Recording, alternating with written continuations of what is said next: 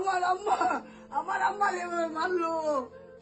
আমার দেখো আমার মা কত সুন্দর। এই যে দেখছেন ছবির মেয়েটি, সে শুধু লক্ষ্মী বউ হতে চেয়েছিল, আর কিচ্ছু সে চায়নি, কিন্তু বিনিময়ে পেয়েছে মৃত্যু। হ্যাঁ দর্শক, স্নিগ্ধা আর নেই। ইন্না লিল্লাহি ওয়া ইন্না ইলাইহি রাজিউন। যে মেয়েটা ছোটবেলা থেকে প্রাণবন্ত ছিল, হাসি খুশি ছিল, স্বপ্নে ভরা ছিল, আজ সে এক ভয়াবহ নৃশংস। তার একটাই চাওয়া ছিল, লক্ষ্মী একটা বউ হওয়ার তার ইচ্ছা ছিল। সে চায়নি ধন সম্পদ, গাড়ি বাড়ি কিংবা স্বর্ণের পাহাড়। সে চেয়েছিল কেবল ভালোবাসা, আর সে ভালোবাসাই হলো তার মৃত্যুর কারণ। কি ঘটেছে মেয়েটার সাথে, ভিডিওটি দেখুন। আমি দেখি আইনে কখন কানতাম আর দিয়ে সব কাহিনী কইতাম আমার জি। সে ভালোবাসার মানুষই তাকে একদিন নিজের হাতে দুনিয়া থেকে মুছে দিয়েছে। শ্বশুরবাড়ির কথায় পরিবারের শান্তি ছিল না। যৌতুকের জন্য চলছিল লাগাতার মানসিক ও শারীরিক নির্যাতন। শেষমেশ এক নৃশংস পরিকল্পনায় তাকে খুন করে আত্মহত্যা নাটক সাজানো হয়। ময়নাতদন্তের রিপোর্ট কি বলছে? মাথার পেছনে এবং খুলিতে ভারী আঘাত, খুলির হাড় পর্যন্ত ভাঙা, অতিরিক্ত রক্তক্ষরণে অজ্ঞান। এরপর মুখ চেপে ধরে শ্বাসরোধ করে হত্যা।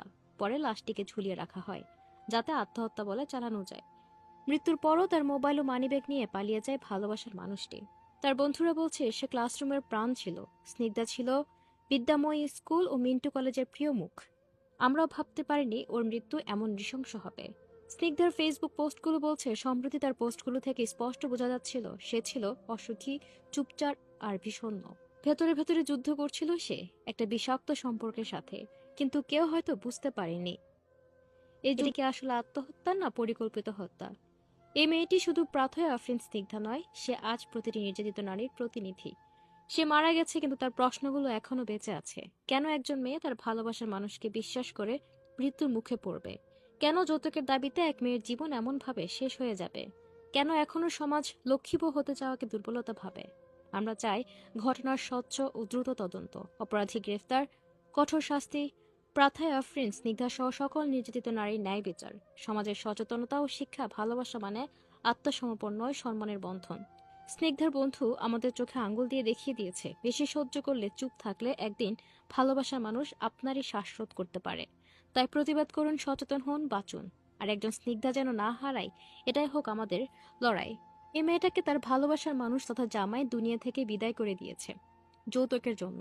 মেয়েটার ছবির ক্যাপশনের দিকে আপনি তাকিয়ে বুঝতে পারবেন, মেয়েটার স্বপ্ন ছিল লক্ষ্মী বউ হওয়া, স্বপ্ন দেখা। খুব সিম্পল একটা ইচ্ছা ছিল তার। স্নিগ্ধা 24-এর আন্দোলনে একজন যোদ্ধা ছিল। বেশি ভালোবাসতে পারা মানুষজন ভালোবাসাটা পায় না। অত্যাচার সহ্য করতে থাকলে একটা সময় মানুষ সহ্যের সকল সীমা পার করে ফেলে। এই অত্যাচারী মানুষগুলো আপনাকে হত্যা করতেও দ্বিতীয়বার ভাববে না। তাই এদের অন্যায়ের প্রতিবাদ করতে শেখা উচিত। মানুষকে ততটাই ছাড় দেওয়া উচিত যতটা ছাড় দিলে তার সীমা লঙ্ঘন হয় না। নয়তো একটা সময় আসে যখন ভিকটিম হওয়া ছাড়া আর কোনো উপায় থাকে না।